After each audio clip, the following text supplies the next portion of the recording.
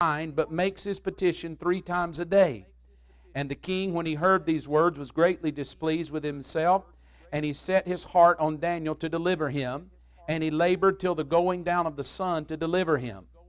Then these men approached the king and said to the king, Know, O king, that it is the law of the Medes and Persians that no decree or statute which the king establishes may be changed. So the king gave the commandment, and they brought Daniel and cast him into the den of lions. But the king spoke, saying to Daniel, Your God whom you serve continually, he will deliver you.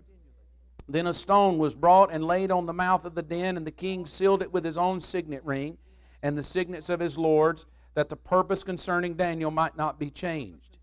Now the king went to his palace and spent the night fasting, and no musicians were brought before him. Also his sleep went from him.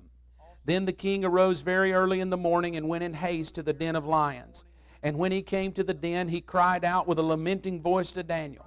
The king spoke, saying to Daniel, Daniel, servant of the living God, has your God, whom you serve continually, been able to deliver you from the lions?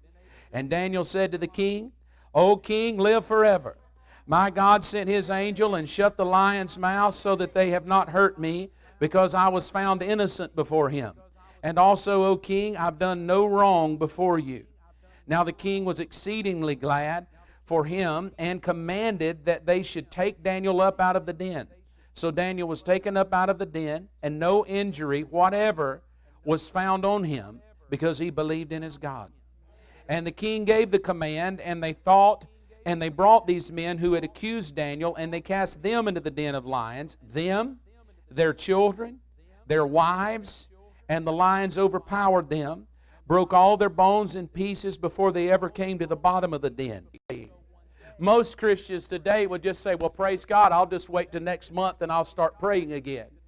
But Daniel couldn't do such. He was willing to risk his life. What is there about prayer that would make a man be willing to die for praying? I can understand dying for believing in Jesus. Do you believe in Jesus? Yes, chop my head off. But if somebody came to me and said, if you pray today, we're cutting your head off, I would probably struggle to pray.